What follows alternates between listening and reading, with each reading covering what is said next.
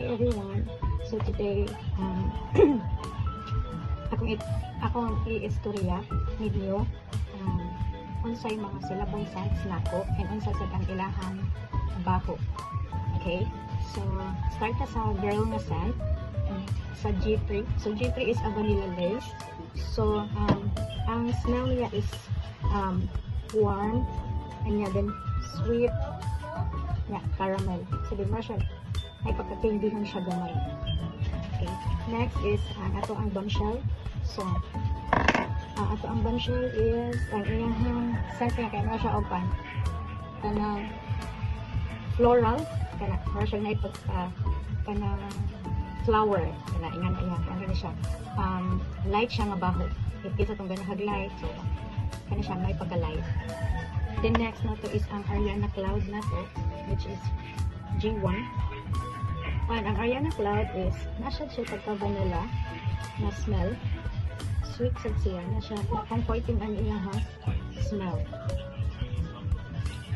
Next, nasa Ariana Cloud siya, then ang next is ang Ariana Sweet Like Candy siya nga scent.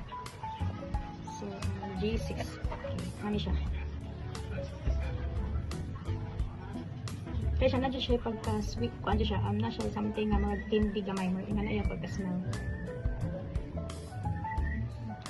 Next, men na scent. So, ito sa CK dito, ang Calvin Klein. So, ang Calvin Klein, ang scent niya is, na siya pagka-lemon, then nasa siya, kanang pagka-floral, yung mga red jasmine, nga nang iyang scent. Next, ang Hugo Boss. So, B3.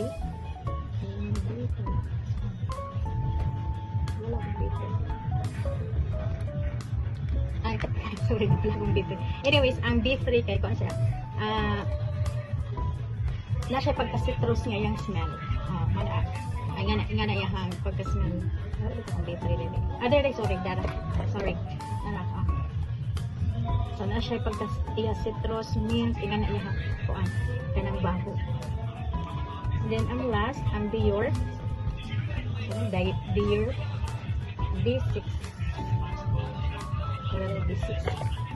Kuan siya ang pagka-smell. Kuan siya. Woody niya, spicy. So, mauna ang syllable sa ato ang mga scent.